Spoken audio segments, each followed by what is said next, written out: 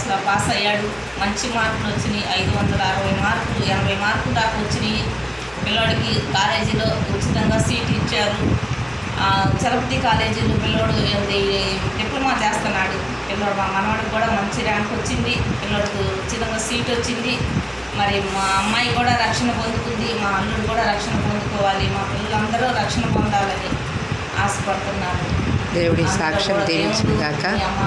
మా కుటుంబం మరి సహోదరి ముస్లిం కుటుంబం నుండి మరి మన మధ్యలోకి మాకు దగ్గరలో మన సహవాసానికి దగ్గరలో వచ్చారు. మరి సహోదరిని ఆత్మీయంగా బలపరుస్తూ మరి వాళ్ళ మనవడి విషయంలో దేవుడు కార్యం జరిగిస్తాడని, అద్భుతమైన మంచి మార్క్స్ వస్తాయని మరి ఆయన దీన సేవకురాల నోట ద్వారా పలికినటువంటి మాట దేవుడు నెరవేర్చాడు. అందును బట్టి దేవునికి మహిమ కలుగును గాక.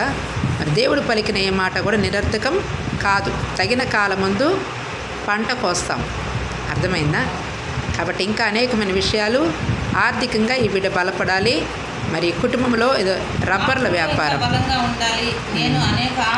ఇక్కడ ఉన్నటువంటి పెద్ద ఆయన గారు మరి ఆయన ఆరోగ్యం కోసం కూడా ప్రార్థన చేద్దాం. మరి ఈయనకి ఫస్ట్ చూపు కనపడలేదు, తర్వాత కంటి చూపు వచ్చింది, కానీ మరి మరలా అవిశ్వాసం వలన దేవుణ్ణి మరి వ్యతిరేకించడం వలన ఆ చూపు పోయింది. మరలా దేవుడు ఇన్ని మరి చేస్తున్న వ్యాపారంలో మంచి లాభం ఇచ్చి తనకు ఎటువంటి ఇబ్బంది లేకుండా ఏదో కొద్దిపాటిగా జరుగుతూ ఉంది, కానీ మంచి లాభాలు వచ్చేలాగా తన జీవితంలో గొప్ప సంతోషాన్ని చూచినట్లుగా ప్రార్థన చేద్దాం.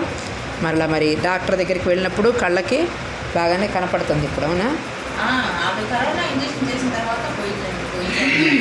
చూడండి.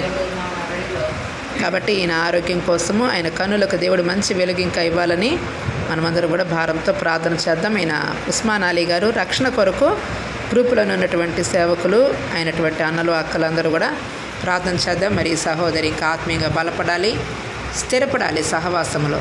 దేవుడి మాటలు దీవించును గాక. ఆమేన్.